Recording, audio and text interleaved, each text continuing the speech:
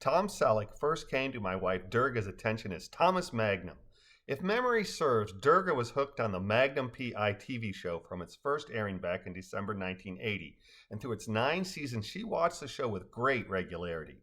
Magnum PI consistently pulled a high audience rating from its premiere through its demise in May of '88, and my then GF Durga's eyes were a consistent part of that audience as she swooned over TS as TM.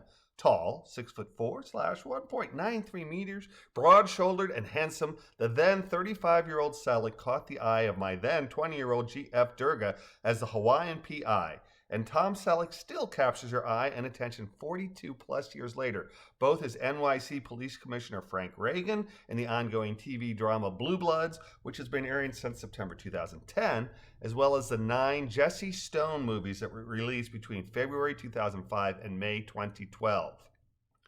A lot has changed since Police Commissioner Reagan popped up on our small screen back in 2010, and we've seen a whole lot more change in the 18 years since Jesse Stone fled LA and headed to Paradise, Massachusetts to become the town's police chief.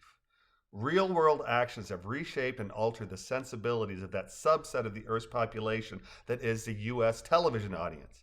The now 32-year-old video of the beating of Rodney King by 4 LAPD officers began what for many has led to what is a distinctly less doe-eyed view of police officers.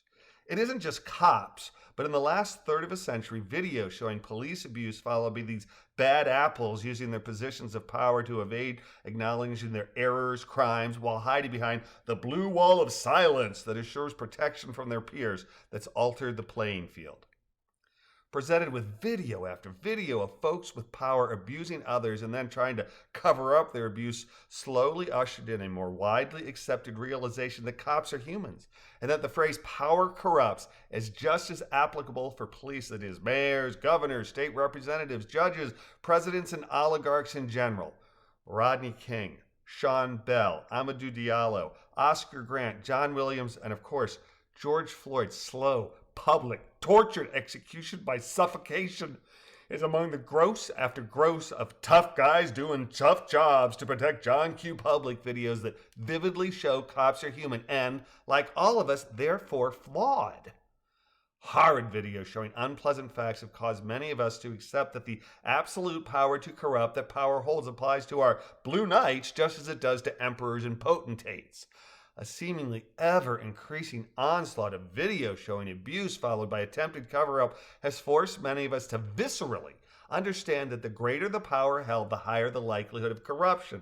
And many of the old-school tough justice television portrayals of people in power generally, and the police specifically, are seen by a growing population as stereotypical tropes that portray abuse in a favorable light in a "he had it coming, so I gave it to him" TV cop format that perpetuates the acceptance of abuse. Durga's very fond of Blue Bloods, and occasionally I'll watch an episode with her. Watching Blue Bloods always leads to me contemplating the still leaning portrayal of police on the show. Durga and I have had a few post-Blue Blood conversations where I've pointed out Frank Reagan's arrogance. Reagan isn't corrupt, but he leans towards arrogance, and arrogance is a precursor, a necessary though not sufficient condition required for abuse. Frank's grown more contemplative in his 13 years as commissioner, but, appropriately enough, he still carries the baggage of a 78-year-old dinosaur trying to survive, be relevant, and understand and lead in the 21st century. On the other hand, Jesse Stone is a stone-cold killer. He's a vigilante with a badge. After watching Death in Paradise, one of the JS movies with Durga, I asked her if Stone had precipitated a mass shooting in a grocery store by his earlier abuse of a decidedly malevolent repeat domestic abuser, and after some contemplation, she conceded that he had. Makes me wonder how many Stone viewers think Jesse's actions are completely forgivable because his intentions were good. How many brush off the mass shooting Jesse precipitated in a "gotta break a few eggs to make an omelet" offhand dismissal. The age-old question concerning the ends justifying the means versus the means justifying the end is ongoing, inscrutable, and one we're forever forced to bear in mind.